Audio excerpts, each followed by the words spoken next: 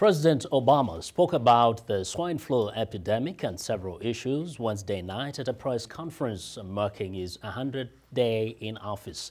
VOA White House correspondent Paula Wolfson has that story. Hello, everybody. On day 100, the president went before the public. Today marks 100 days since I took the oath of office to be your president. And the press. Please be seated. Both times he talked about the accomplishments of his young administration. At a community meeting in the Midwestern state of Missouri, he said the work of remaking America has begun. I'm pleased with the progress we've made, but I'm not satisfied. I'm confident in the future, but I'm not content with the present. As his second 100 days begins, Mr. Obama faces yet another challenge, the first national health emergency of his presidency. We are continuing to closely monitor the emergency cases of the H1N1 flu virus throughout the United States. The president made clear he has no plans to close the border with Mexico. He said the new flu strain is a reason for concern, but not panic. The key now, I think, is to make sure that we are maintaining great vigilance. Unlike his two earlier primetime news conferences, there was no one dominating issue. Mr. Obama was asked about everything from the state of the U.S. auto industry to his decision to release Bush administration legal documents that authorized harsh interrogation techniques used on terror detainees. We could have gotten this information in other ways, in ways that were consistent with our values, in ways that were consistent with who we are. President Obama also talked about the situation in Pakistan. He said the government there is fragile, but he said he is confident Pakistan's nuclear arsenal will remain secure. Primarily, initially, because the Pakistani army, I think, recognizes the hazards of those weapons falling into the wrong hands. One question gave the president an opportunity for a bit of reflection. He was asked what surprised him the most about his first months in office.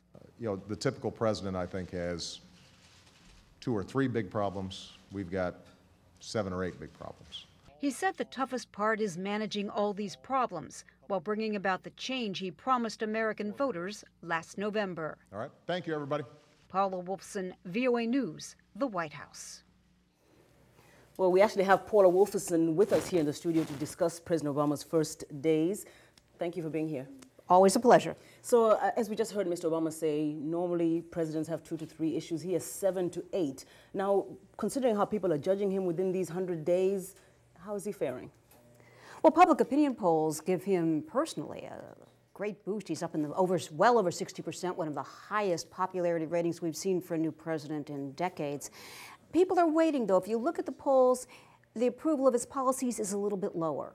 And I think that's because the public is waiting to see how this plays out. You know, this 100-day marker, it's important in a way, but also you really can't tell how these policies are going to play out in the course of just over 3 months. And I think the public's waiting. They're waiting, they're watching, they're waiting. It looks good initially, and they're waiting to see what happens. Now, President Obama says that he's pleased, but he's not satisfied with the progress. He wants to do more. Judging from the questions that the reporters were asking him at the press conference yesterday, they spanned from the economy to swine flu. That was the most diverse press conference I've ever seen, yeah. So is that a reflection really of what he's talking about, and really Exactly. how can he be expected to The tackle effectively? challenges facing this president are enormous. He's got, of course, the huge economic challenge, bringing the country out of recession. He has got related to that, the financial sector problems with the banks and the lending institutions. He's got the really rocky state of the U.S. auto industry, which needs help, that he's got to deal with. He, of course, has foreign crises, the flu, which we've been talking about. He's got foreign crises. What is he going to do about Iraq? What is he going to do about Pakistan? What is he going to do? There's just so much. And, you know, he was saying no one expected all these things to come to the fore at once. And you got to wonder, just to take, you know, a little spin off from the name of this program, how does someone stay in focus when they're dealing with so many issues? Yeah. Now, unlike the last press conference, the economy really dominated. That was just when the IG bonuses or scandal came up.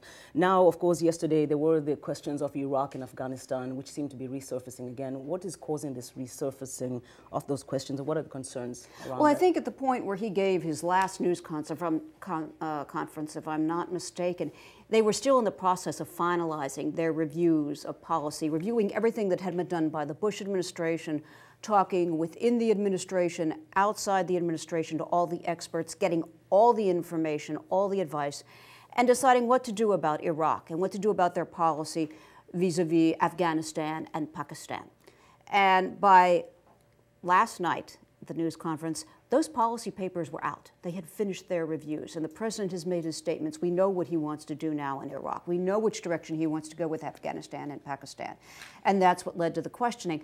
But interesting that he was also asked about the release of the memos, what we call the interrogation memos, memos written by people at the Justice Department under the Bush administration that gave the legal authority for some harsh interrogation techniques that were used on terror suspects.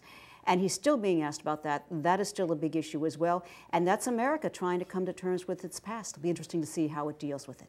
Very, very briefly, if you could answer, there doesn't seem to be a lot of focus or concern about what's going on in Africa.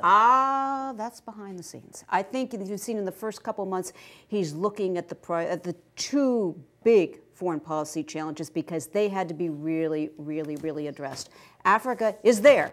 It's simmering under the surface right now, but you will see. Well, I hope it will come to the surface very soon. Thank you so much, Paula Wolfson. It's really good to have you in the studio with us. Always a pleasure. And we want to make sure you take note that the Voice of America will have a special program about Barack Obama's first 100 days in office, Tuesday, May 5th at 1500 UTC. It's a global town hall meeting. And you can participate by going to voanews.com and submitting your questions or comments. Again, join us live on May 5th at 1500 UTC for this 2-hour event.